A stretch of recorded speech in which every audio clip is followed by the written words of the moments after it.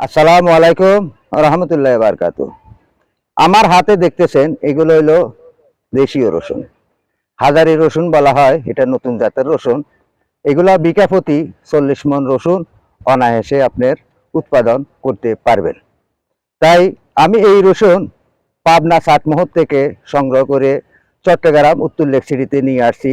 চট্টগ্রাম, ফটিকছড়ি, খাগড়াছড়ি, রাঙ্গামাটি, হাটাজারি, নোয়াখালী, কুমিল্লা কৃষক ভাইদের জন্য আপনারা আমার থেকে এই রসুন নিয়ে চাষাবাদ করতে পারেন।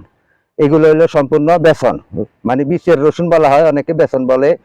তাই আপনারা আমার থেকে এই রসুন নিয়ে চাষাবাদ করতে পারবেন। আপনারা জানেন জনবহুল বাংলাদেশে আমাদের রসুনের ঘাটতি, পেঁয়াজের ঘাটতি।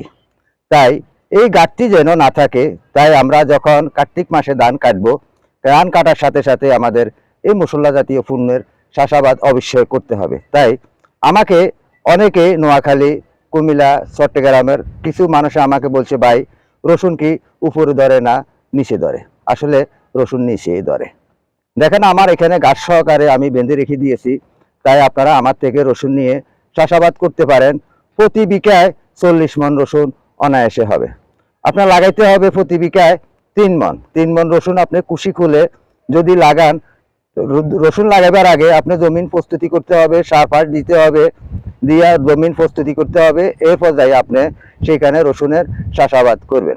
প্রতি বিঘায় 3 মণ রসুন আপনি কুশিগুলা খুলে এই কুশিগুলো আপনি একটা একটা করে লাগিয়ে দিবেন।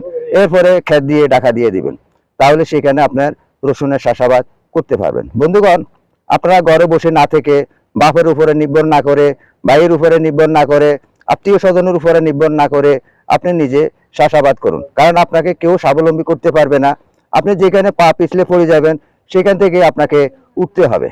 তাই আপনারা আমার সাথে যোগাযোগ করুন। আমার সাথে যোগাযোগ করার নম্বর হলো 0182131475। এই নম্বরে যোগাযোগ করে আপনারা আমার থেকে দেশীয় রসুনের বীজ পাবেন।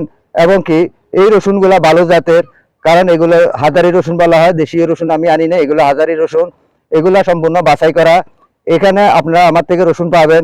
কিংবা আপনার নিকটতম যে কৃষি অফিস আছে সেখানেও আপনারা যোগাযোগ করতে পারেন। ভালো ভালো উন্নত মানের, উন্নত জাতের রসুনের বীজ তারাও আপনাকে দিতে পারবে। তাই আপনারা ঘরে বসে না থেকে আপনারা নতুন বাংলাকে একটা স্মার্ট কৃষিতে পরিণত করুন। রসুনের চাষাবাদ করে আপনি নিজে স্বাবলম্বী কিভাবে হবেন সেই প্রচেষ্টা করুন। তাহলে আমরা এই নতুন বাংলাকে একটা স্মার্ট কৃষিতে পরিণত করতে পারবো। সকলকে সেই পথ জানিয়ে ইউটিউব চ্যানেল ও ফেসবুক পেজ থেকে আমি আব্দুল মতিন